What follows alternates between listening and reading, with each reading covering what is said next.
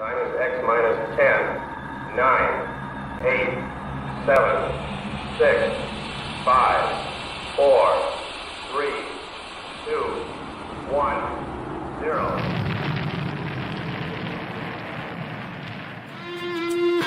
It's the Rocket Hour. Y'all are now tuned in. Time to hit the pick four that you'd love to win. If your money's coming slow, step on the faster track with your host, Ricky Pasternak. Let's go.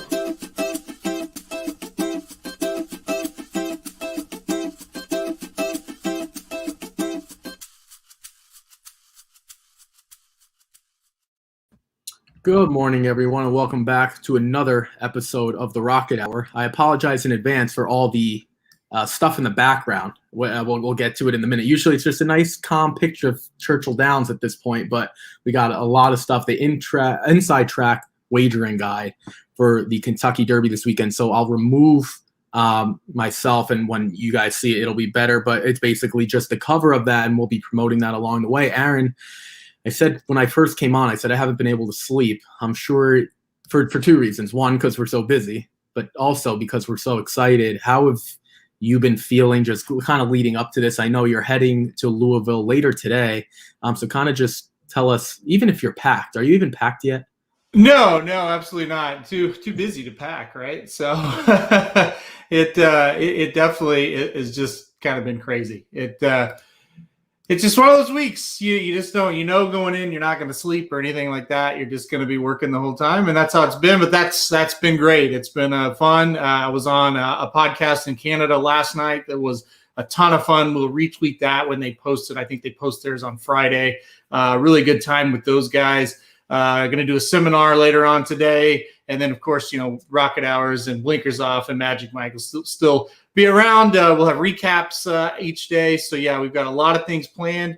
Already doing a lot of things. You can check out the site now. John White's podcast is up. I thought it was the best one that he's ever done. So yeah, just a lot going on and a lot to be excited about.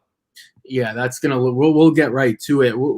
Basically, what we're going to do today is, yes, we'll do a Churchill Downs preview, kind of get you in the mood to wager, maybe build that bankroll. But more importantly, we're going to go through each horse, post positions 1 through 20, which I guarantee you no one else is doing. And we're going to give you the morning line odds, and Aaron's going to break down each horse just a little bit. We're not going to go into too much detail. I'll say something about the horse, just a fact, no opinion, and then Aaron will kind of tell us maybe what post position works, what doesn't work, morning line odds too high, too low, or maybe something about the horse that we didn't know. And then we'll get to Churchill Downs as well. They have a nice stakes race in there as well today. So we're going to get right to it. And then there's something else I'm going to save for you guys. It has to do with my title name. We're going to get to that as well. But Aaron, we'll start here. We'll keep it. This is the Racing Dudes website. So if you guys want to follow along, if the picture's a little too small, please go to racingdudes.com and you could follow along with us. Basically, it's just the horse, the jockey, and the trainer and their morning line odds. Nothing special. We're not going to show you past performances or anything like that. If you want to, please follow along with us separately. Aaron, we'll start right away. Number 1, known agenda, Irad Ortiz, Todd Pletcher, winner of 2 straight, including the Florida Derby. Yeah, and so this is definitely one where you thought, okay, what am I going to do with this horse? He's rapidly improving. He's a horse that should like 1.25 miles. He draws the rail, and it's like, well, that kind of, I'm on the fence one way or the other. That kind of is like, okay, I don't think I'm going to use him here. I was trying to look for an excuse, kind of not to use him anyway. And, so he drew the rail. I don't think it's like the absolute worst thing that could have happened.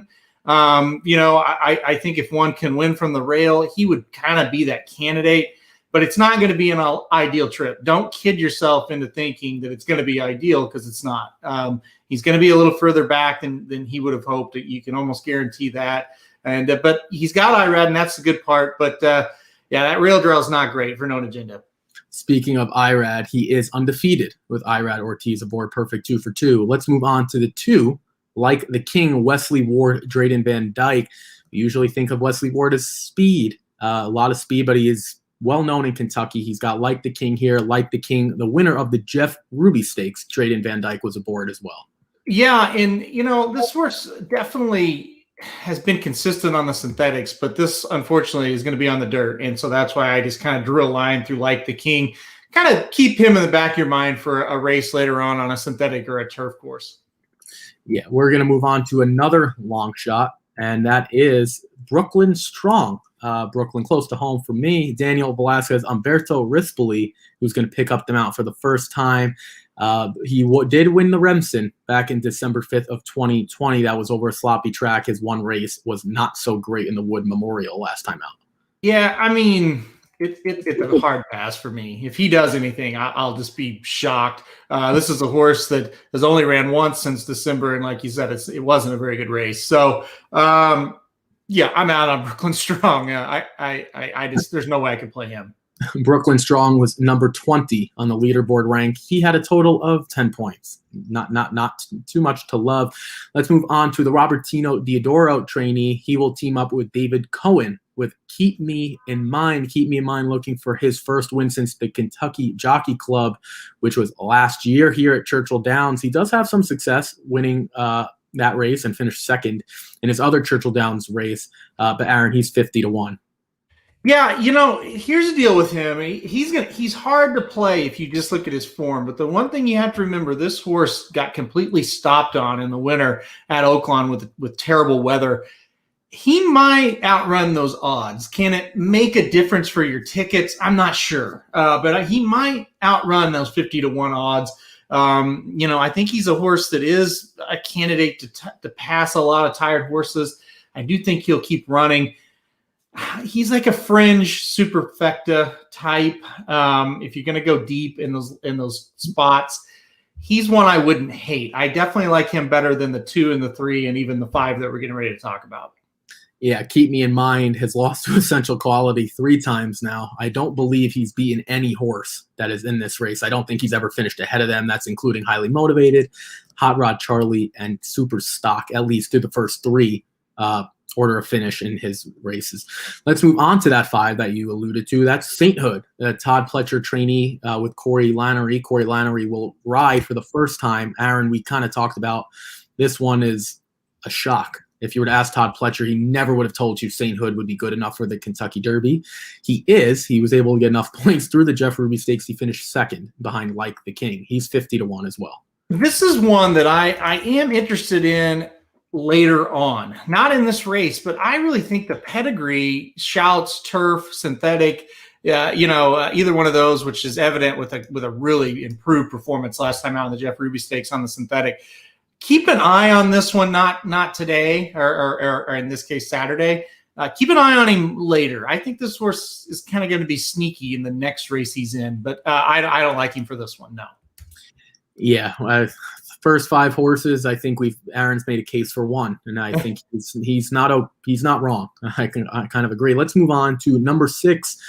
Aaron's probably favorite horse. I'm joking there.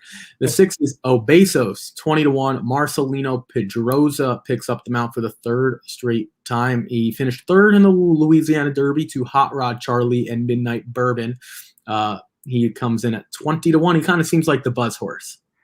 And there's no question he is the buzz horse. A lot of people talking about him. I would argue that based on his resume, I wouldn't take him at 20-1. I don't see it. What he's done on the track, I just don't see it. Now, as far as the hype and as far as the workouts, obviously, everybody's raving about him. So I think the morning line of 20-1 is right, because I think they're reading that, hey, this horse will take money, kind of predicting that. And that's what the morning line odds maker is supposed to do. For me, I think he's overbet, and I don't support him in this race. Aaron brings up a good point, though. The point of the morning line odds maker is to predict what they will go off at post time. That is their job, nothing more, nothing less. Let's move on to the 7. We're going to get into some real contenders now, and that's Mandaloon, Brad Cox, Florent Giroux. Aaron, it kind of feels like it's time for Brad Cox to get this race home. He's got multiple horses that have a shot. Mandaloon was really, really good up until that Louisiana Derby. He finished 6th by 11 3/4. He comes in at 15-1. Right. I mean, it does feel like he's won every big race but this one, and it feels like he is primed. Of course, he has the favorite we'll talk about a little bit later. This is one of the 2 what I would call problem horses in the race, because if he would have ran like everybody thought he was going to in the Louisiana Derby, he'd be one of the top 2 or 3 choices. The problem is he was just awful. He was a no-show. So if it was just some kind of weird thing that happened and he runs back to his capabilities, he's got a shot here. I just can't trust it. I don't blame anybody that does try to play this horse. I wouldn't talk you off of him. I just don't trust it. Yeah, he's this is not going to be his best horse in this race. We'll get to that in a moment. The best thing, interesting to know, Aaron, about Mandaloun, he has been a favorite in every race he's running. I'll be willing to put my life on the line that he is not a favorite in this race. I single-handedly promise that. Wow. Let's move on to the 8, Medina Spirit for Bob Baffert, John Velasquez. John Velasquez has ridden Medina Spirit twice in the Santa Anita Derby on April 3rd and in the San Felipe, which was a Grade 2 race on March 6th. Aaron, he's looking for his first win since the Robert B. Lewis Stakes at Santa Anita on January 30th. He's also 15-1.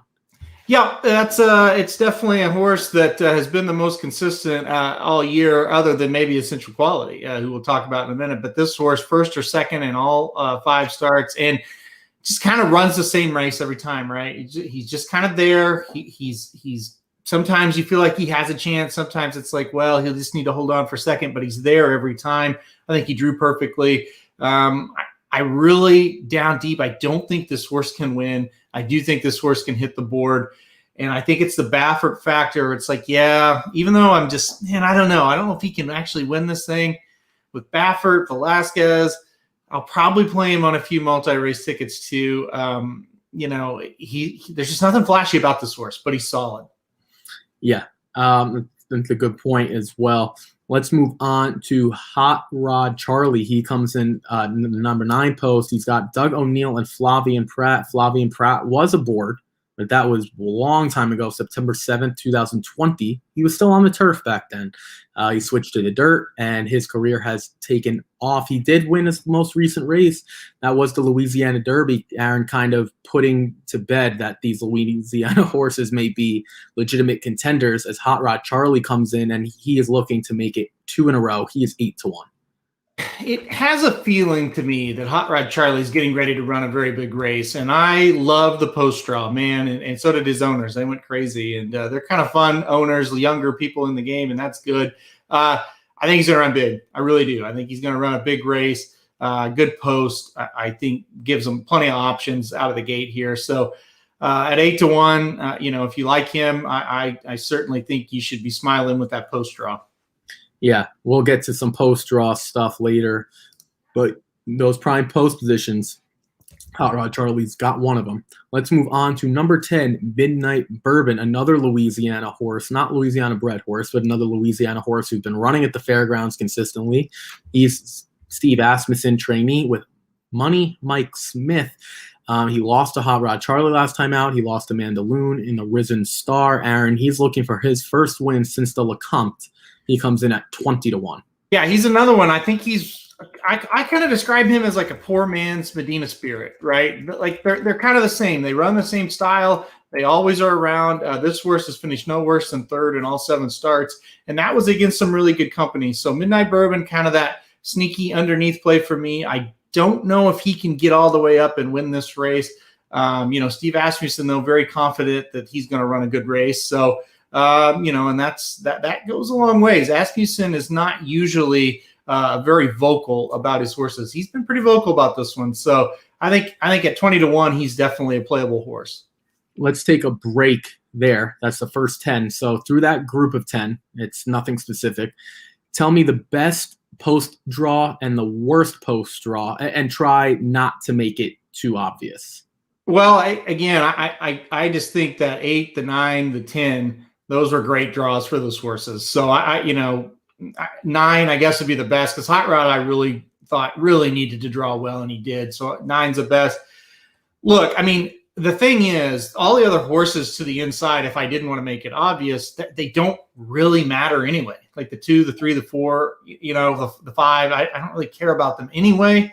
So it has to be the 1. I mean, it has to be, because he's the only challenger or main contender, whatever you want to say, that drew horribly. I mean, out of those first 10. So it's definitely Known Agenda.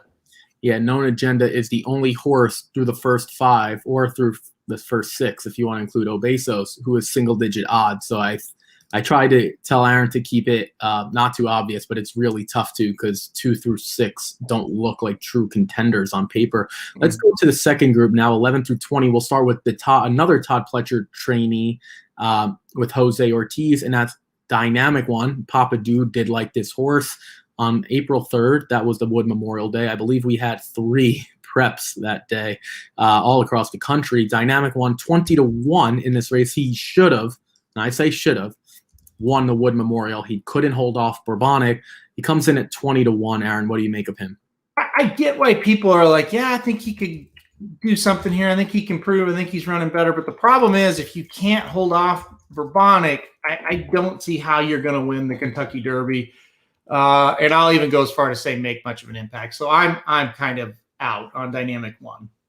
Let's move on to the 12, and that's Helium. That's a Mark Casse trainee, Julien Leperoux.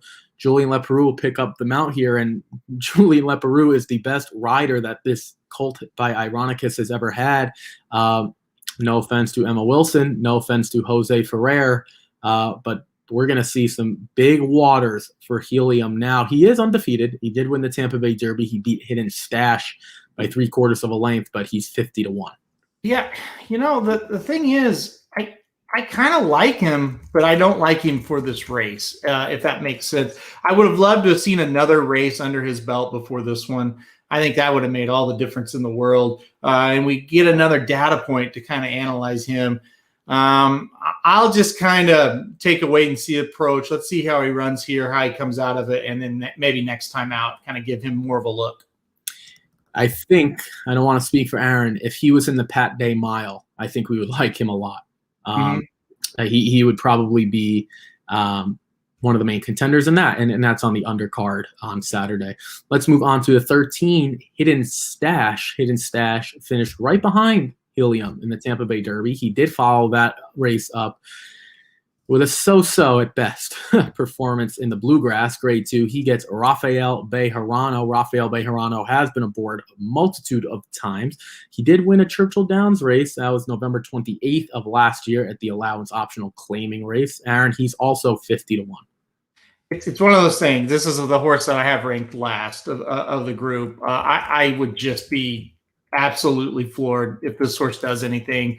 He's had plenty of chances. I mean, he looked like a winner 2 back at Tampa Bay Derby and let Helium re-rally on him. I just don't think he belongs here. If you are a Jim Boeheim fan, you're rooting for Hidden Stash. He owns very, very, very minute part, but he does own this horse technically. Let's move on to everyone's champion at this point, and that would be the Godolphin-owned, Brad Cox trained, Luis Saez ridden Essential Quality. He comes in at 2-1. He is undefeated. He has won the Bluegrass Grade 2, the Southwest Grade 3, the Breeders' Cup Juvenile last year at Keeneland Grade 1, and the Breeders' Futurity at Keeneland. Aaron, this horse has done no wrong. At 2-1, though, what do we think about Essential Quality? Well, reluctantly, I put this horse on top, and I say reluctantly because he's certainly not, an American Pharaoh type favorite, a Justified type favorite, even a Nyquist type favorite, where it's just like you get to the day of, and it's like, yeah, even though he's a favorite, I think he's just simply the best. It's one of those things. You look at everything though, and it's like the horse has won on a sloppy surface. He's won on a fast surface. He's won on the lead. He's won stalking. He's won from off the pace. He's undefeated. He's got a trainer that does a great job with getting horses to run their best races on the biggest days. He's got a trainer that's won every big race out there except the Kentucky Derby. He's got a trainer that is great with third races on a form cycle for a horse. There's so many positive signs. And with this was the biggest key out of all of it, though. I still could go against him. But with all the other horses, there just seems to be a flaw where it just makes you pause. Like, let's pretend Rock Your World had 2 dirt victories. Okay, I could get behind it. But just that one, and I know we'll talk about Rock Your World here in a minute. Just that one, it's hard to go back again and think, hey, we're gonna run that race again. I think Essential Quality is going to run big. He's the horse I've got the most confidence in that's going to show up and run his race. I think the 14 draw for him is pretty good. I just stay away from the scrum, and I think he's going to, like I said, reluctantly, Essential Quality for me. I'm not like over the top excited about it, but I do think he's going to show up and run well here. Two quick notes. One, for all the contenders that didn't need a perfect draw, this was it. He did not need a perfect draw. We all kind of said all the other runners needed one. The other thing is, Aaron, I'll let you touch on this. This is the only horse we're going to go into this much depth about because he is an undefeated champion. 2-year-old. He's looking to do that potentially as a 3-year-old down the road as well. Does Brad Cox in your book become the best all-around trainer in this game if he gets this win on his resume? Now, I say that it has to be Essential Quality, though. It can't be one of his other underlings. It can't be Amanda Loon, something like that. It has to be Essential Quality. If Essential Quality wins controllably, would you be willing to put Brad Cox at the top of the peak right now? Sure. Living in the moment, absolutely. Absolutely. I think he would be. It really is. I guess other than the Breeders' Cup Classic, but the guy's won a lot of Breeders' Cup races already. But the Classic's still out there for him. I know the Classic, the Travers, the Haskell, there's still races out there for him. But if he wins this one, he's got most of the big ones now under his belt. And let's not forget, this guy has not been training at the elite level all that long. He started off with Midwest Thoroughbreds. That's who he had all the horses with, all claimers. Midwest Thoroughbreds actually fired Brad Cox not that long ago. He had to totally rebuild his stable, and when he did, he slowly got better and better horses. So, yeah, at this moment, if he wins this race, he would definitely be at the top. Let's move on to, and we'll do some wrap up when we get through all 20. Let's get to the 15, though. Happens to be my favorite number. I love number 15. Not that has much to do with anything. That is Rock Your World. Horonis Racing has something here, a $650,000 purchase at the Keeneland September sale in 2019. I wish I had a little money to throw in on that horse. Rock Your World, undefeated. He's proven he could do it on the turf, proven he could do it on the dirt. The distance is probably not an issue with Candy Ride. We haven't seen anyone really go this distance at all anyway. Joel Rosario picks up the mount. It was Umberto Rispoli. There was a lot of controversy. Rock Your World 15 to 1. Number 15 at 5 to 1. I almost said 15 to 1. I would have canceled the live stream and go bet him at 15 to 1. Aaron, he seems like a legitimate buzz horse, not like Obezos. He seems like one that if he wins this race, we are talking about a very, very, very scary 3-year-old. What do you think of Rock Your World here? Yeah, sorry, I get excited there. I almost cut you off. He certainly is that horse that you can say, hey, you know what? He could be a freak. Like, if there is one, I really think it's him out of this field. It's just that one time. He only saw it once, and, I just hate that. And not that, I hate the plan of what they did. Like, it kind of made sense. They tried to avoid Baffert in the early races, get the maiden broke, get the horse a couple wins on the turf. They didn't really think he was a turf horse. It's just the kind of the route they took. But while the plan worked well, it also causes a huge problem coming into this race from a handicapping perspective. Listen, this horse will be on all my tickets. I really believe this horse, if he shows up with that Sandy in the Derby effort, he's probably going to win this thing. Really just battled back and forth between him and Essential Quality on who to put actually as the win pick. So I think this could be a Derby when we get, like on a reaction. So Saturday we go, yeah, it really wasn't that complicated. The 14 and the 15 were the two best horses. Yeah, I'm with you. We're not going to give, I guess you kind of already gave your pick. I'm not going to do that quite yet. Let's move on to 16. That's King Fury for Kenny McPeak, Brian Hernandez Jr. On his best day, he seems like he can compete. On his worst day, it doesn't look like he could beat a standing tree. His last race was a good one, though. That was over Keeneland In the Lexington, that was a grade 3. It was over a sloppy track, very muddy that day. But he does have some stinkers again. At Churchill Downs, he is 2 for 3, but his most recent Churchill Downs race was the Kentucky Jockey Club. He lost to Keep Me in Mind. He finished 5th. He comes in at 20-1. He's an interesting one. I definitely have a lot of interest in this horse. I thought he looked super sharp last time out in the Lexington at Keeneland. He did get a great setup, and that was part of it. He did get a muddy track. Maybe he liked that.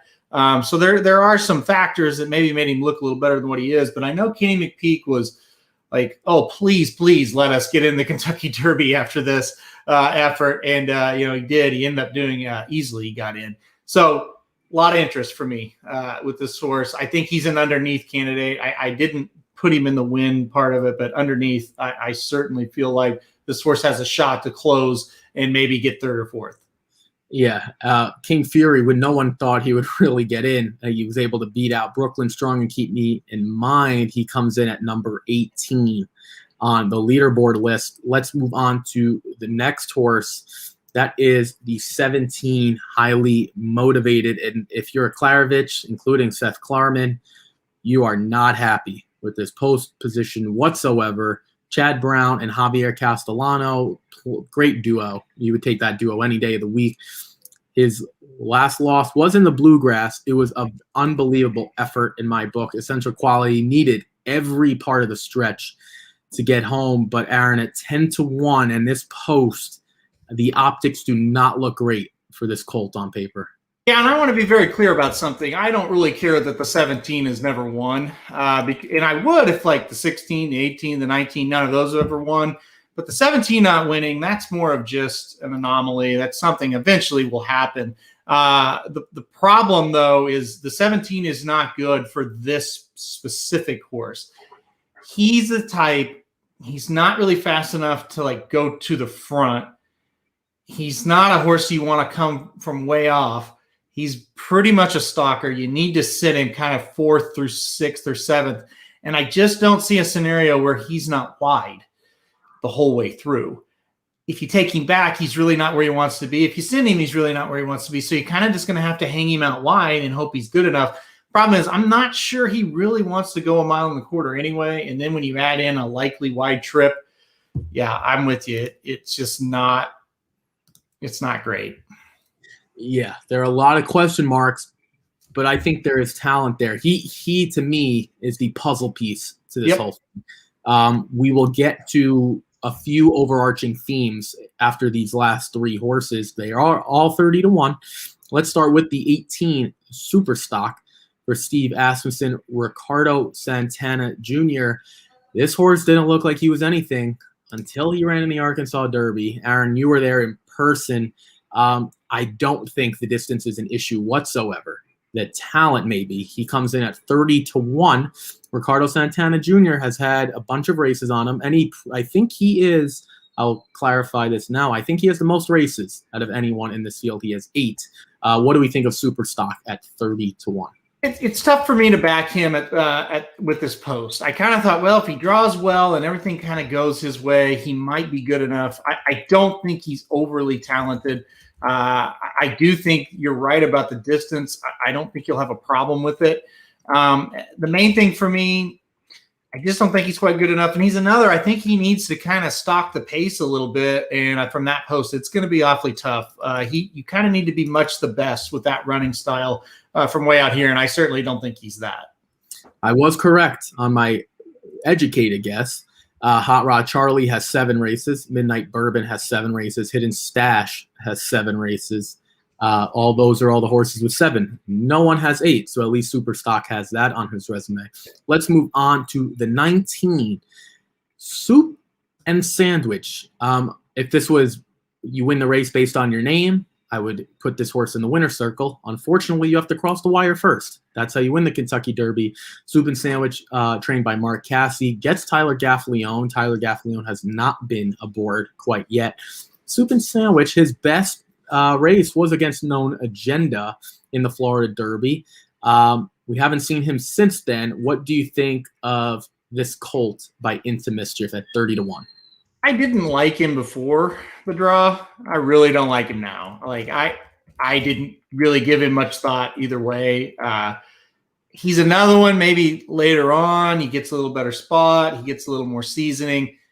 Perhaps, he's one to use. But right now, I'm staying away. Let's move on to the number 20, the final horse in the field. It's the Calumet Farm, Todd Pletcher, and Kendrick Harmouche. Shout out to Kendrick Harmouche for getting a Kentucky Derby ride. He has been fantastic at Aqueduct, and he deserves this. Bourbonic at 30-1, the winner of the Wood Memorial, 72-1. He was able to beat Dynamic One, almost out of the picture if you watch the replay. He comes in, draws the final spot. Kind of looks like a non-win contender, maybe at best can hit the board or round out your superfecta. Yeah, I just couldn't get there. No matter how I looked at it, I just couldn't. I didn't like the Wood Memorial in the 20 hole. The deal is the 20 hole for him, it doesn't really matter. Like, he's just going to drop back, make a run. That's really not how you win the Kentucky Derby either. So yeah, I'm definitely going to pass on him. So that is our field of 20. Aaron, let's dissect the second group here, 11 through 20. So Dynamic One, Helium, Hidden Stash, Essential Quality, Rock Your World, King Fury, Highly Motivated, Super Stock, Soup and Sandwich, and Bourbonic. Which post position do you think was the best, or maybe one that shouldn't affect a contender potentially, and one that is the worst? I have a feeling I know where you're going to go there. So let's start with the best one. If you were to just break it down and maybe a long shot that said, you know what, at least this horse gets the right post position. What do you think on the front end, on the best? It's hard to say on the best. I mean, I think 15 is actually a pretty decent post for Rock Your World. I think he's fast enough to kind of get in position. I don't really think that hurts him. And it also kind of keeps him out of the scrum as well. So really the two favorites, they drew okay. I mean, they didn't draw a post position that was going to really hurt them. So 14 and 15, that's fine. The worst, definitely Highly Motivated, definitely. Because I thought he was, he's a contender, and on talent, I still think he is. But, it's one of the situations where none of these horses, I think, are superstars. So trips are going to matter probably more than usual in this race. And it's hard to see a trip he gets that's like, wow, that was a Kentucky Derby winning trip. I'm with you. We have two more segments, small segments, very quick segments, and then we'll be getting to Churchill Downs today. Thank you guys for your comments. I really wish we can get to them. Like, I'm happy you guys are able to converse with yourselves. We just have so much to get to today. Aaron, let's start here. We're going to do two small segments and then one a little bigger segment, and then we'll move on to today's racing. One horse's odds that you think they're going to go shorter than, like the morning line, say 20-1, for example, they go off at 10-1, and one horse that's 10-1 that you're like, there's no way this horse is going to be 10-1. You're going to see 15, 20-1. Let's start. We could start in either direction, whichever one you think. So whichever one you want to talk about, whatever side you want to talk about first.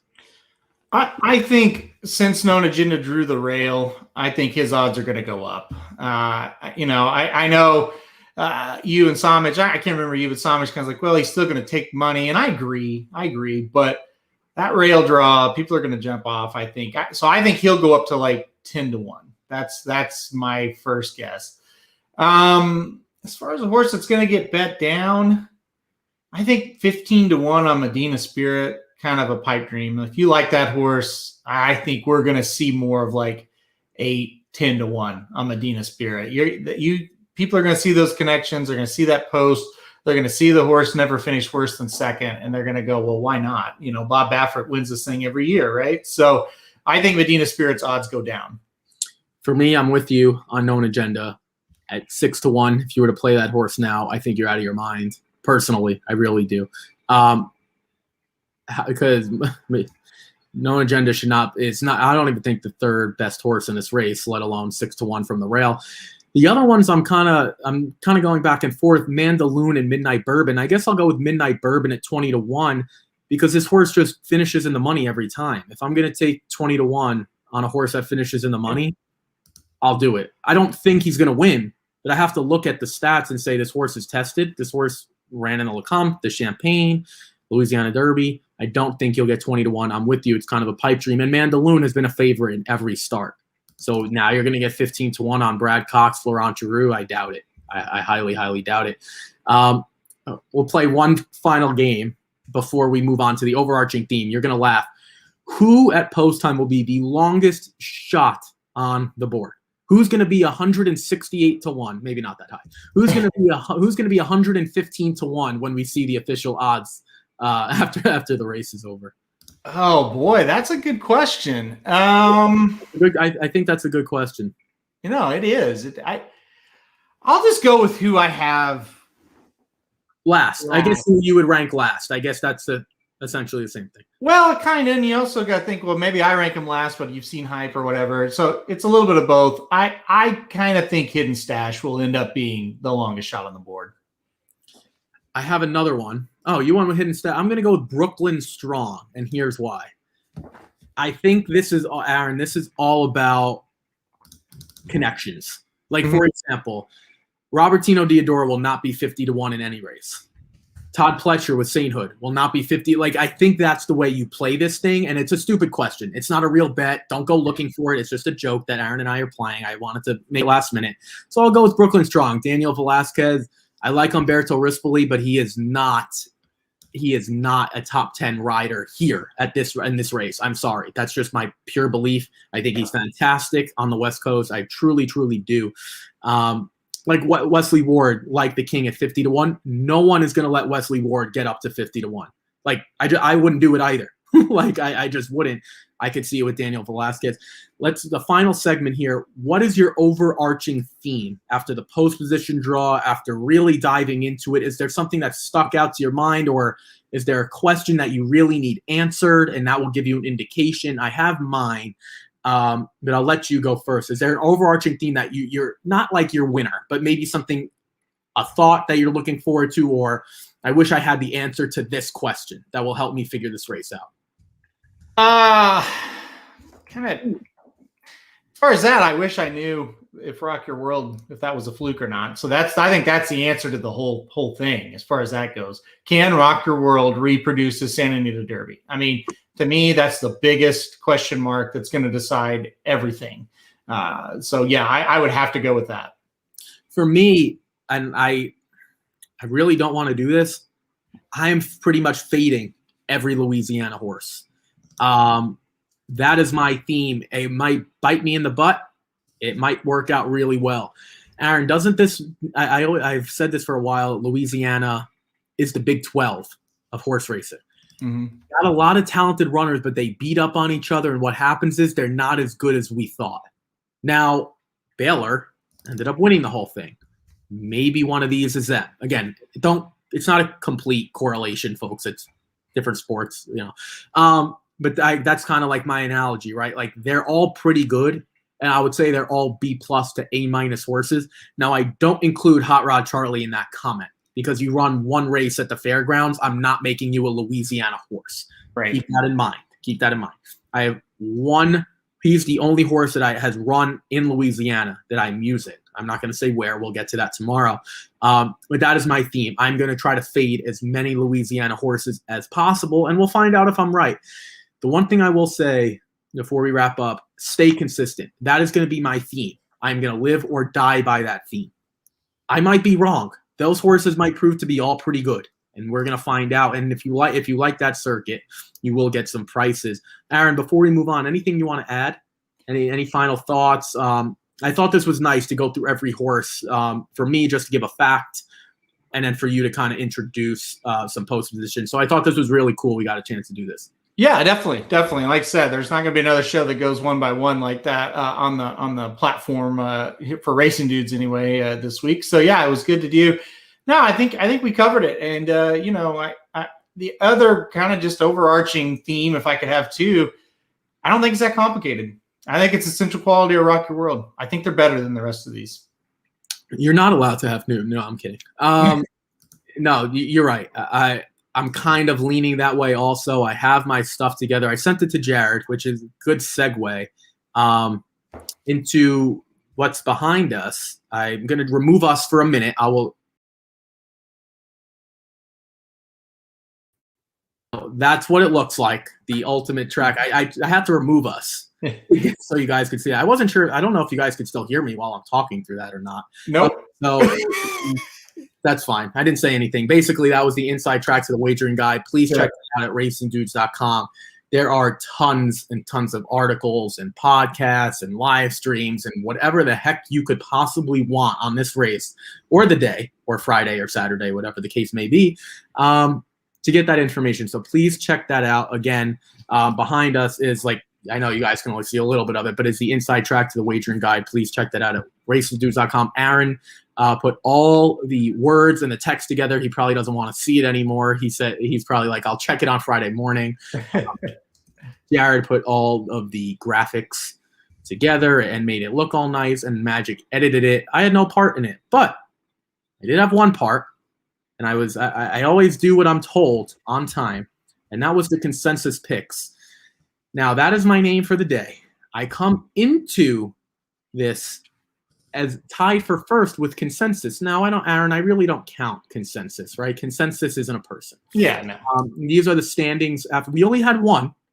It was the Pegasus Day on, I believe, 123. I hope that the date's accurate. There were 28 points available. I am tied with consensus. Basically, consensus is a math little matrix made up by Jared. He gets all the picks and adds them up. So I am tied. Aaron did quite well, 17 out of 28. I am not going to go through who didn't do so well, but I have a lot to do here. This is the second one, so I'm really excited for that. And that is the last feature of the Racing Dudes guide. It's, I believe, going to be the last page. It always is, so I assume it's going to be the last page again. And if you guys just want some quick 1, 2, 3, 4, that's what we're going to do for you. The Racing Dudes guide will be available, I think, very soon, right? Is it out yet completely or a preview? Right now it's a preview.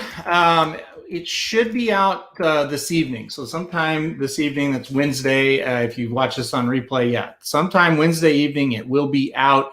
We're getting a lot of emails. Hey, where is it? Where is it? I mean, it's once you get it, you'll say, oh, okay, that's why it takes a while, because there is a lot to it. Matter of fact, as we've been talking here, I have been writing the picks in the consensus that Ricky just said. So I'm working on it as we do the show here. Yeah, no, and that's great. And it's always nice that Aaron's able to multitask. Luckily, he's not hosting. I am. I can't really multitask while I'm doing it. But yeah, no, so that's going to be the last page. It always is. I love that. And the best thing I think about that is it's kind of like, I think this is where they finish. It's not like these multi-race like wages where it's like, oh, I got lucky with my fifth horse. Like, no, this is who I think is going to win, second, third. I think that's awesome. So that's a nice feature as well. And we're going to have, I believe, everyone on this list was invited, and we'll have something. I can't quote that. I'm not looking at the email, and I'm not going to show you who's on email.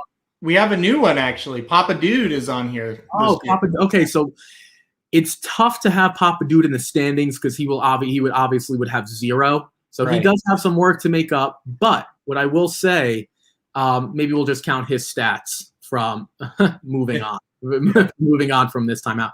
And we're going to get to Churchill Downs today. There's a lot to get to. There's a nice stakes race as well. Let's start with race number 7. It's a maiden special weight for fillies and mares, 3-year-olds and upward, going 1 1/8 miles on the turf. Folks, luckily, the weather is very, very nice. The weather is beautiful as of right now. It might rain a little bit moving forward, but nonetheless, and we've got a nice full field here. I'll let you start. We do have scratches, all the also eligibles and the MTOs. I'll go through that. Excuse me. The 11 Mulsanne, I believe that I'm saying that right. The 12 Scarbia, Temple Bell, My Sweet Glory, and Suki. It's 11 through 15. So, Aaron, we have our original field of 10. How did you think we should kick off this sequence? Yeah, so I thought this was a very wide open event to kind of kick things off. I thought you could go a ton of different ways. I see you went fairly deep in your pick 4 ticket there. I'll just talk about the horse I put on top, and I'm gonna start with a win wager here with the number 2 Badger Kitten. So number 2 Badger Kitten for Chad Brown and Tyler Gaffleone. This horse only has one race. Really just did not show much. Got 8th, beaten 6.5. A lot of times a horse, though, they don't like the Gulfstream Park turf course very well. That turf course is not great when it comes, to holding up. They run a lot of races over it. So getting back over a kind of a quote unquote normal turf course at Churchill Downs, I kind of think the horse will move forward. I'll give him one more shot, especially at a price. So I'm going to go number 2 Badger Kitten to open it off with a $10 win wager. Yeah, so he's going to go Badger Kitten. I can't blame him. That's a decent price on paper, right? If you like Chad Brown on the turf, which I highly recommend that you do, 8-1 seems like it's a pretty good price. Kitten's Joy, ton of turf, distance pedigree there. Tyler Gaffleone, couldn't really ask for a better trainer if you wanted to here. But I didn't think it was that simple. I used that horse. I put that horse in third. I thought this was wide open, and I'm going to make a case for a few different ones. Let's go with Kind Ways for Shug McGahee, Umberto Rispoli. Aaron, you know better than me. Shug McGahee horses, first time out, almost never win. And I think you can get that indication based on the 30, almost 31-1 on debut, which is fair. It's not that Shug McGahee horses can't win, but that's just not what he's trained to do. It's more noteworthy if one does win on debut, that might be a special type of runner. Then in the second race, Akeen Lynn over a good turf course was wide. Again, this horse, she's kind of finds her own trouble, which scares me. Some horses are really good at evading it. Some horses just find themselves wide and right in the thick of it. I think her talent is there, though. And by Noble Mission, Aaron, it just kind of seems to me that Shug, if this horse is any decent, any at all, 10-1 is too high on a horse that usually gets good in their third start for Shug, or third or fourth. And I'll take 10-1 there. Let's move on to the 7, Meet the Beauty.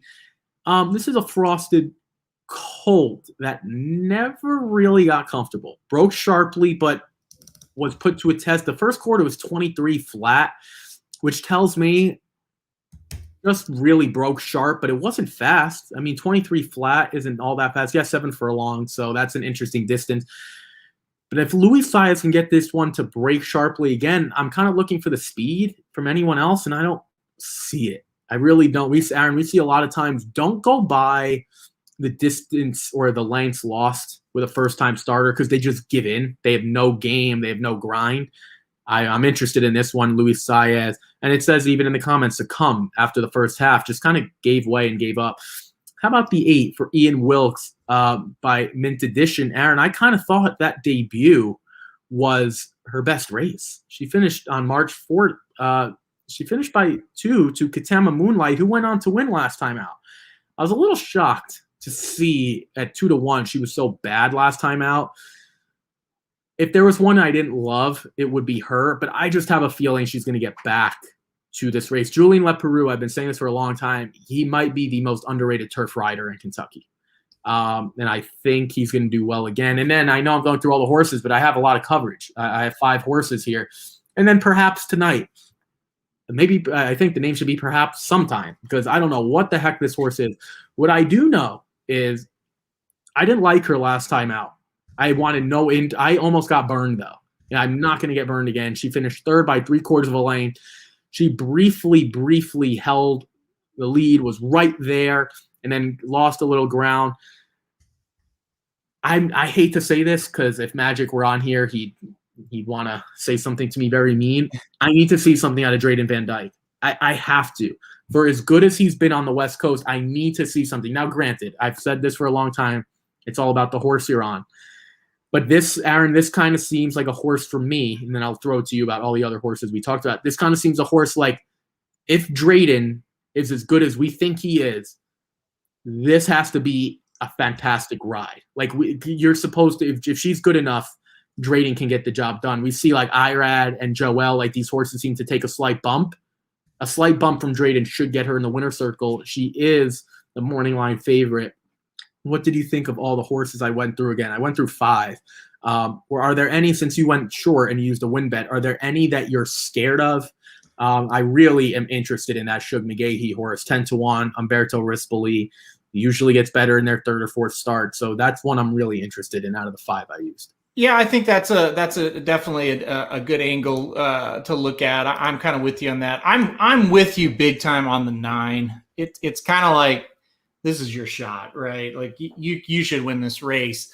I hate to say it, I'm kind of with you on Drayden Van Dyke. Like, it's time, when he come up and everybody's excited and he's doing a great job, and it's time to show up again. It's been a while since we've seen Drayden Van Dyke, really stand out. So this is a big meet for him. He moved to Middle America, to Kentucky here, rode at Keeneland, and now here at Churchill. He needs to get some winners, and this would be a nice one.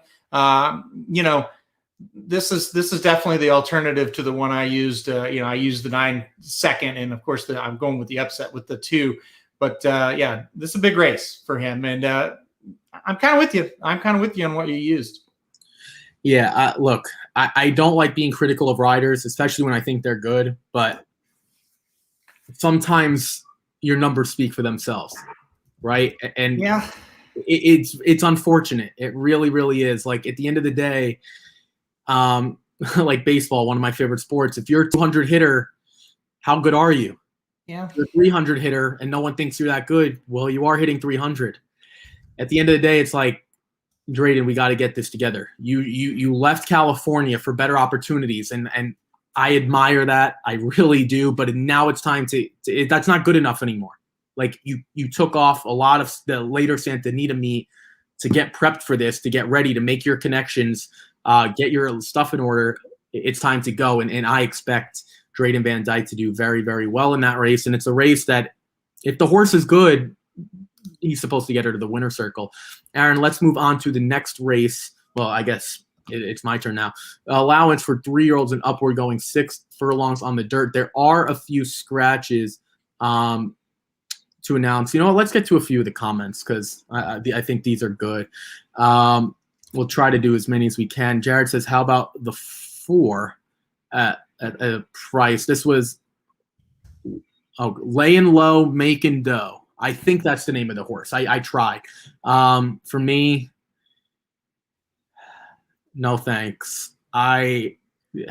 She does have a chance, but I think it's too short of a price when I think they're really talented. And what I mean by that is, this group, I don't know how good they are, but Aaron, they all kind of seem like this. They're all like in a line. Mm-hmm. I'm not taking a short price on a horse when I think they're all like B to B plus horses in my book. So I'm not going to take a short price. I'm already taking one. So I don't have any interest in the 4. I do kind of think that the 4 has a shot, though. But I agree, like, from a betting standpoint, it's kind of a situation you need to take 1 or 2 short prices and then 1 or 2 kind of middle or long prices. I like the other short price a little bit better, but I think the 4, I'm not going to be surprised if the 4 wins at all. Yeah, no, I wouldn't be either. I just don't want the price. I'm going to try to beat that. But if I'm going to use that many, I don't want to go short. I don't want to go short prices. I'd like to throw a few in the mix. I think the 8 is interesting. We talked about the 8. The 7 also runs in the first dirt race and then immediately goes on the turf, then shows up here. I'm not a workout guy, Nick. I'm really, really not, especially when I've seen a race. The only time I'm a workout guy is if there's buzz around the horse. Then I'll try to look up the workout just to see if that's actually – first of all, Aaron and I are the most skeptical people in horse racing, and this is what I mean. This isn't like – I always said they should do it like this, Aaron, when it's like a batter who comes up, like now batting number 2, Aaron Halterman. Like, why don't they say now on the track going 4 furlongs, known agenda, that we could watch? Like, it's like a mishmash. And now, granted, there are a lot of horses on the track, but it's like, why don't you do that? Why don't you say, here's Hidden Stash going 4 furlongs? Like, it's like a guess. And I don't know if the times are right. Maybe it's not the time that you're pointing out, Nick, but I don't know. Maybe Todd Pletcher wanted this horse on the turf all along. I always had, like, paid attention to workouts until I attended morning workouts. And then I was like, this shit there's no way any of this is accurate. Listen, when you get past the big horses that work, obviously the clockers and the people that work at the track, they know the big ones. When you get down to like the claimers and stuff, they don't know who that is. And I know trainers that will say, yeah, that's so-and-so, and it's not. It's somebody else. So, yeah, I have no confidence in workouts at all. Yeah, no, exactly. It's also like they're horses, and from afar, a lot of them look alike. Like if you have a frosted colt who's gray, that fine, you could pick them out. If you've got an Into Mischief versus a Candy Ride, good luck trying to tell it from 300 yards away, 400 yards away. You got no chance unless they have some sort of specific mark or something like that. But again, if the horse isn't gray, like, how are you supposed to know from that far away? Well, I'll give you one example before we go on. I was at Saratoga at the Oklahoma track, right? And I was standing. Dwayne Lucas was standing next to like the little green like place where the clockers are, and they're charting. And Take Charge Brandy was a 2-year-old at that time, and so Lucas worked like 3 or 4 horses, and those Lucas had to tell them every time. They didn't even know who Take Charge Brandy was. Like, she went, and I go, "Oh, there's Brandy." And they're like, "Hold on, was that so-and-so?" Just some random. And he's like, "No, that was Take Charge Brandy." And then the next one goes, "Well, who was that one?" I'm telling you, the system in the morning is pretty messed up. So could what you're seeing on the form with workouts be accurate? Yes. Is it likely? I don't think so. That's just my opinion, though. I don't. If you like it and if you had success using them, by all means, they're just not for me. Yeah, I think the best way to sum it up before we move on, we're not discouraging you from using it, and we're sure as heck not discouraging you from witnessing them in person, because I think it's really cool to do it once. You don't have to do it every day. If you want to check it out once, like, it's fun. It's got to wake up early. You got to wake up 4:50, 5:15 to get there. But if you're interested, you should definitely give it a shot. But just sometimes maybe take it for a grain of salt. Take it with a grain of salt. I think that's the best way to go about it. Let's go to this allowance race. I thought this was tough. I used 3 horses in here because I didn't really know which way to go, but I'm really interested in He's in Charge. Aaron, this horse was a Triple Crown nominee, the only one in here, and is going to face winners for the second time. Ran against Blameworthy, was 3-5. That's the only thing I'm worried about. But this horse seems pretty consistent, and he seems pretty talented. Luckily enough, you also have a win bet, so I'll leave it at there. Kind of tell me why you liked He's in Charge, the Stahl trainee. Yeah, I actually think this is the best, or you hate to say it like the best bet, because I don't know how much money this horse is going to take, but I do think he is the most likely winner on the card today. 2 races back, breaks the maiden, looks really good. Last time out, first time against winners, ran a very solid second. Like I said, Blameworthy, pretty nice horse. I just think this horse comes back second time out against winners and runs an improved race and gets it done. The other thing is, I'm not a huge fan of the rest of this field. I don't think it's awful. At the same time, I don't think it's great. A horse like the Big Kahuna for Todd Pletcher would be the other one that I would use here. But it's a horse coming off of like a 1.5-year layoff. So it's like, yeah, how good is that horse really going to be? So that's kind of why I thought, yeah, He's in Charge. Looks pretty darn good here. Like I said, second time against winners, should kind of sit a pretty good trip, and I think gets the job done. Yeah, I'm with you. It's hard to say best play of the day because I think this is a tough field, but I'm kind of with you. I like that horse on top. We'll go through. I'll go through 2 others that I'm interested in. The 5, the Big Kahuna. I'm only interested in him because I have no idea. Not having run since November 30th of 2019. I mean, is this horse really good? Is he going to struggle here? I have no clue. I mean, in 2019, in November of 2019, I just graduated college like a year earlier. That was so long ago that I have no idea. But it's Todd Pletcher and Luis Saez. It's also the longer the layoff, I'm even more scared because it's like they've had so much time with this horse. They're not going to rush him back. So that means that Pletcher, better than one of the best, knows where to place the horse, where they belong. He could see how they're training. See, maybe this is a spot where he's not going to run. We have no idea, but I'm not going to not use a Pletcher and Luis Saez. And then the 8, Ready to Answer, had not only 1 win, obviously, like many of the others in here, but I don't know what they're doing with this horse. I have no idea. 2 turf sprints. I mean, 1 dirt race this year, but I kind of think he's talented. And I think he's going to be closing. And in these dirt sprints, you need one closer, I feel like. And what if the 3 and the 5 and potentially the 7 a little bit, they hook up? I think the 8 will be sitting last and sitting in a good spot. So I'm going to use those 3. Let's get to a few of these comments. Jared Bush says race 8. He likes the 8 over the 5-3. That's okay. That's kind of the same thing. Nick says he likes the 8. Should be in good form off 2 turf. Has great. Yeah, I mean the 8 did win over this track. Maybe he likes Churchill Downs. Mm-hmm.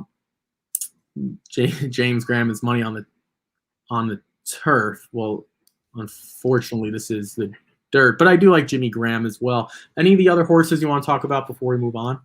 I think we kind of covered it through the comments and in your horses. I think we're good. As far as the 8 goes, that was just one I thought about for a long time, and I did use underneath in some plays. But end of the day, I don't know. I for whatever reason, I just wasn't quite confident that horse would get all the way up and get the win. But I do think he's going to run good here. He definitely, I think, getting back to the dirt, it should be fine for him.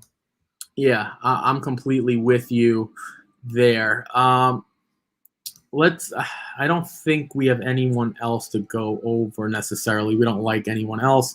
We have a lot to get to. We have a lot of work to get to after the stream. So we'll move on here. Race 9, Aaron, you get the opportunity in the Kentucky Juvenile Stakes, a 2-year-old stakes race for the girls here. Aaron, you have the opportunity to talk about a potential superstar filly led by Averly Jane for Wesley Ward. A few things to note before I let Aaron go. There's denotes a supplement for Averly Jane, which if you don't know what that means, basically they didn't know what to make of this horse, and now they're paying to basically get her in. On Equibase, there's a lot of language that goes into what the supplements are, and for example, like you got to pay $2,500 at the time of the entry, then $625 to pass the entry box. I'm not going to get into all that, but that's what that means. Aaron, there's also another scratch that we just got. The 3 Coffee Maker, I believe that's it, is out, which gives me even more of an indication that Wesley Ward is pretty sure that this filly is special. That is your win bet.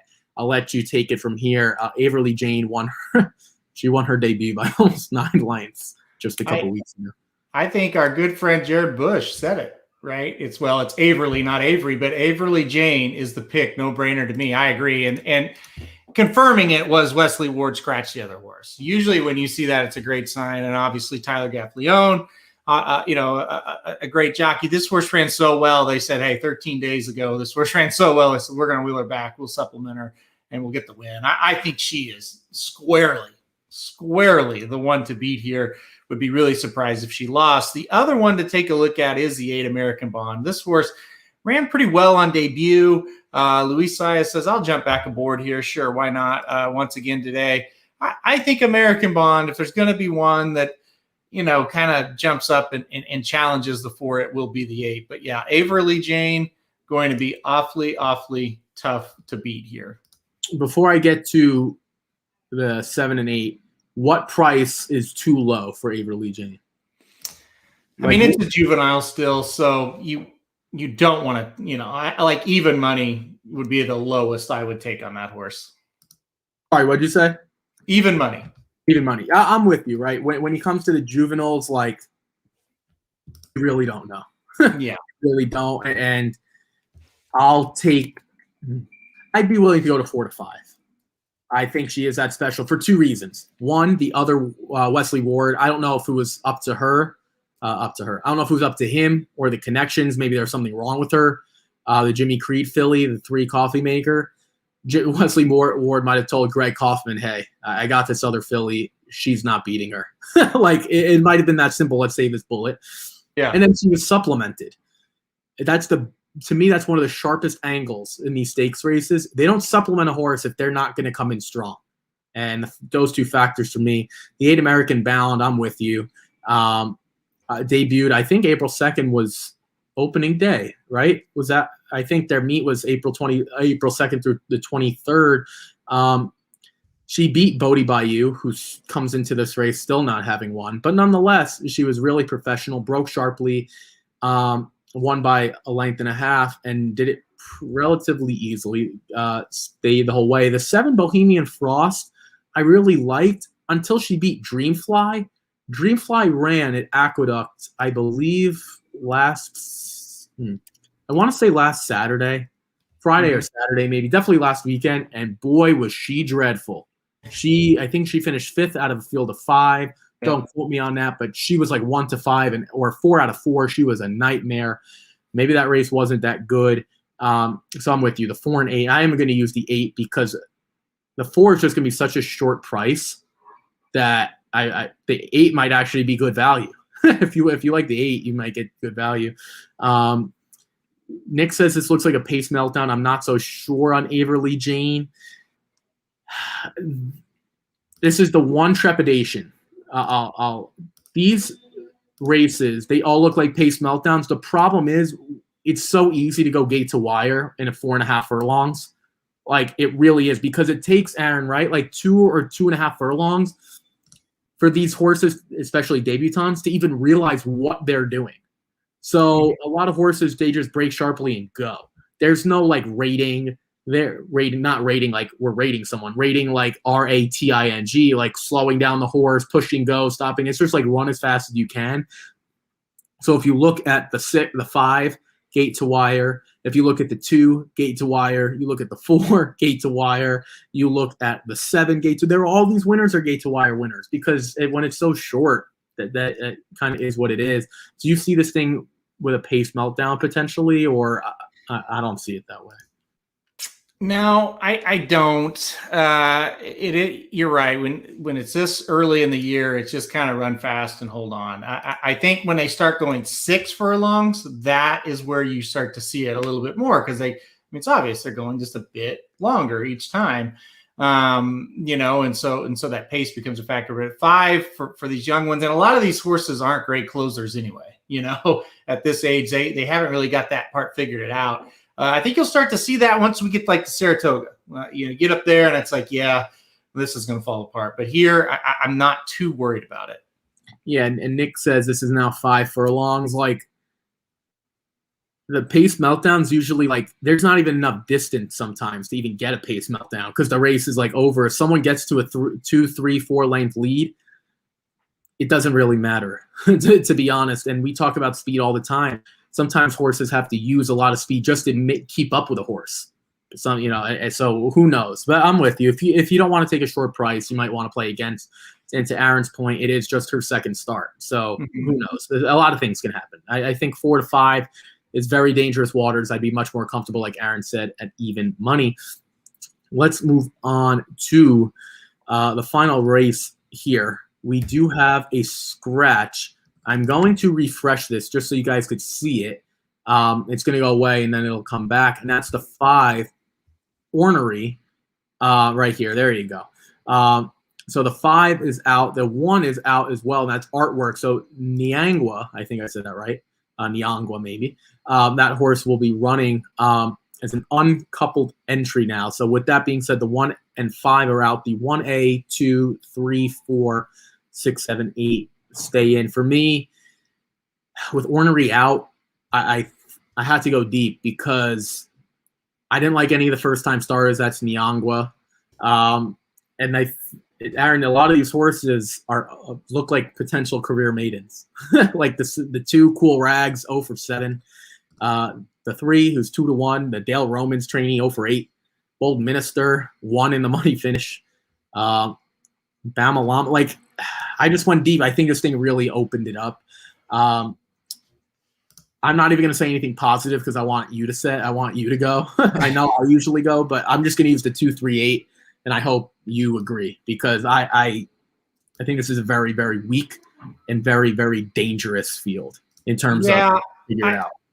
I'm with you. I'm really not, all that excited anymore. I had the 5 on top, and I'm gonna have to update that now. But I did on the thing here. I'll go with the 3, Bear Alley. I don't know. I'm debating though because I don't. Yeah, and that's what I'm saying with Ornery out. Like, Now I'm going to go with the 2 Cool Rags actually on top. I was debating between the 2 and the 3. I'll do the 2 for the win pick now. I totally agree with Henri out of the field. It does become a battle of horses that look like career maidens. It certainly does. So yeah, I'll go with the 2 Cool Rags. This horse has been close against some decent horses in the last almost every race, actually, when you look at it. Last time out, Alejandro and Mass Parade, 2 pretty good horses. Sainthood beat this horse 2 races back. Big Lake was a really good horse that beat him 3 races back. Class drop big time here. The only other time he ran in the maiden claiming race, he got second, beaten only a neck. So I'll go back with Cool Rags on the class drop here. I think he'll be tough to beat. The only reason, so I'm going to differ, not differ and not use that horse. I'm going to differ and I would put the 3 on top, and here's why. If we have career maidens, and maybe the 8's not a career maiden, we'll talk about, the 7, sometimes always. We'll talk about that for a minute. If we're just looking at the 2 and 3 and just breaking those 2 down, I'll take the horse with speed. That's the only reason why I would want the 3. And you could look at it, it's like, all right, well, the 3 is not going to be good enough to hold anyone off, potentially. And I've learned a time or 2 not to use Dale Romans as a favorite. But at the same time, it's like, I'll take this horse. You know what I'm most curious about, Aaron? And I'm looking at it now. How on God's green earth are we going to put this horse in the Ohio Derby? Yeah. What made sense? Well, like, I know it was at Thistleton and it was like a weak field. I don't like Dean Martini or Storm the Court. If anyone's listened to me, I think that's the most overrated horse in horse racing. But really, like, it still hasn't broken the maiden. It goes to show you what kind of horse that is. Let's talk about the 7 though. Sometimes, always. Do you know anything about James or Jimmy Baker? I don't know anything. I know nothing. Do you know anything about him? Have you ever heard? Trainer kind of at the smaller level. Okay. I don't know who that is, but what I do know, again, come on, Drayden, this is your day. Drayden Van Dyke's going to pick up the mount. This horse has some speed. Went the distance last time out. It kind of seems like if you really don't like the 2 or 3 and you think they're very vulnerable, the 7 is run pretty well and has room for improvement, only 2 races. So that's the other one that I included. I'm praying that the 2 and 3 are just bad. There was a race at Santa Anita. I was able to bring in like a $5,000 pick 5. It was 2 Bob Bafferts that I really, really hated. It wasn't Hosier. I can't remember who it was. I was on a Friday afternoon, and I just used someone else. And I was like, just in case these 2 stink. Mm-hmm. I have a feeling that these 2 might just stink, the 2 and the 3. They'll never drop in for a tag because of the purchase prices. They never will. The connections will never let it happen. Maybe the 7 gets it done there. Let's get to a few of these comments. Jared talks about, I'll take Cool Rags and Spheroid. Cool Rags at 2. The 8 Spheroid. I don't care. All right, I'm going to be very kind about this horse. This horse lost by 22 3/4 at the maiden claiming 50. Now, you could chalk that up to potentially he was on the turf. If Dale Romans is going from, Aaron, think of this transgression if you're a trainer or a bettor. Maiden special weight dirt, 6.5. Maiden special weight dirt, 7 furlongs, dirt. Maiden claiming 50,000, 8 furlongs, dirt. Maiden claiming 8.5 furlongs, turf. It sounds like they have no idea what to do with this horse. They're just throwing darts, and I'm not betting my money on someone throwing darts. Did you like the 8 at all? Yeah, I think the 8 is one you could use, actually. It's not called throwing darts. It's called Dale Romans, and that's the problem with this horse. He does this all the time. He does throw darts. That's kind of how he picks his spots. He's like, oh, hell, well, we'll try here. It didn't work last time. Back to the claiming ranks, the one race where that horse was spotted in the right position, which was a claiming race, he ran decent. So I think you could play him here at a big price. I certainly don't hate him. It's one of those deals, though. You got to trust Dale Romans, and sometimes that could be tough. I think Santana getting the board kind of says that the horse is at least got some kind of shot. I don't love them, but I don't love anybody in here. And if you're trying to get a decent price, I think you could do worse than the 8. I'm with you. And then Nick talks about the 3 as a nice second over this track. Yeah, I also, again, I like the speed. In his only race at Churchill Downs, did finish second. Aaron, let's go through our let's recap here. I'll go first. I went 2, 5, 7, 8, 9 in the first. So we'll starting with race 7 through 10. Race 8, 3, 5, 8. In the 9th race, 3 and the 8 and the 10th, 2, 3, and 7. For me, it's all about Averly Jane. I can't wait to see her. Aaron, I have a legitimate feeling if she wins here, there are going to be a lot of people saying that she might be the next Gamine. I'm not saying she is, but a lot of people are going to start saying this is the best 2-year-old filly we have in the country very early on. So I'm interested to see if she lives up to that. But I did use the 8 as well. What about you in your 4 races here? Yeah, race 7, I went $10 to win on the 2, 8-1 morning line. I just kind of think that horse is going to run an improved race in the second start there for Chad Brown, and I like that Gaffleon gets aboard. Race 8, $10 to win on the 3. I think that's one of the more likely winners on the card. Race 9, $10 to win on the 4. Yeah, I'm with you. Let's see what this 2-year-old's all about. Certainly a horse that looks like could win here and maybe go to Royal Ascot next. And then in race 10, after the scratch of the 5, I'll go $10 to win on the 2. I think the horse gets back to the claiming ranks, and I think that's where that horse belongs. And it's been beaten by much better horses than some of these others have been facing. Yeah, Wesley Ward has been known a time or two, I believe, to bring some horses over.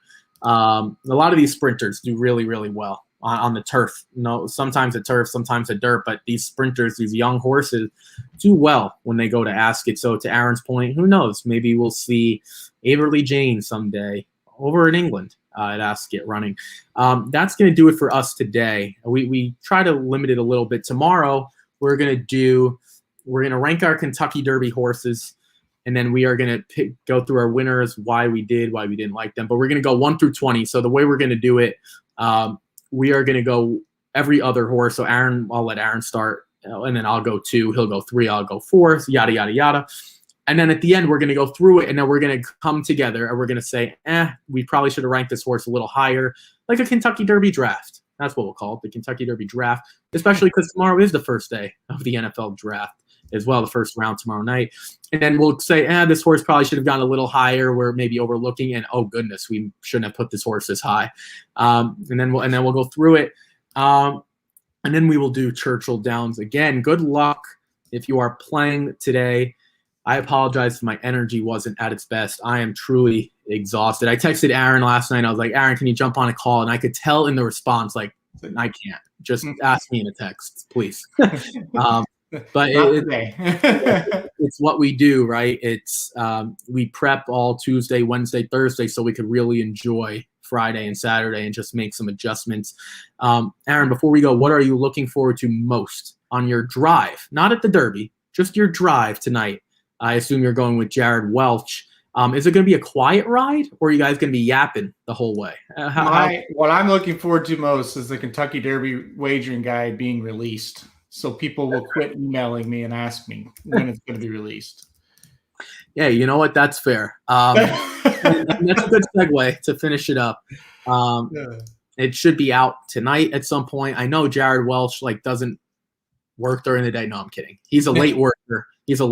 So I'm sure he was up all night. I'm sure he is fine-tuning it. Aaron's fine-tuning it. Magic's fine-tuning it. I am not fine-tuning it. What I am doing, though, is finalizing stuff for Friday and Saturday. Don't quote me. We don't know if we're going to do live streams. In the moment, we're probably going to do 2 recaps for sure. Friday night when Aaron and Jerry get back to the hotel. Maybe we'll do something like 8, 9 o'clock at night. Who knows? Saturday, we will definitely do that as well. And at that point, Aaron, Saturday night, we'll be talking about who we like in the Preakness. It's a quick turnaround at Pimlico. I believe it's like May 15th, right? Something like that. So, yeah, we have a lot to get to. We're going to go from now. Please shoot us your comments, your thoughts, your ideas, recommendations, whatever you guys want to reach out to us about on our social medias, or you can at contact@Racing Dudes. Aaron will try to respond as quickly as possible. He's got a lot to do, and he also has stuff for today, like to worry about tracks today. So we've all got stuff to take care of. We'll see you guys tomorrow again. Our Kentucky Derby draft. Who we like, who we don't like, maybe a little too high, too low, and then we'll preview Churchill Downs for Thursday. We will not be on Friday. Aaron will be at the track. I have some personal stuff to take care of, so unfortunately we will not be on Friday, but hopefully we will be doing a Kentucky Oaks recap / Kentucky Derby prep preview on Friday night as well. Aaron will be live, so hopefully he takes some good pictures, Jared as well. They'll post it. Follow racingdudes.com and the Racing Dudes Twitter to get all that information. You can see pictures, videos, sounds, comments, thoughts from trainers, owners, all that good stuff. They'll be on the scene. I wish I was there, but the pandemic is still doing us wrong. We will see you guys tomorrow at 11 a.m., bright and early. Everyone stay safe, stay healthy, and we will see you guys tomorrow. Take care, everyone.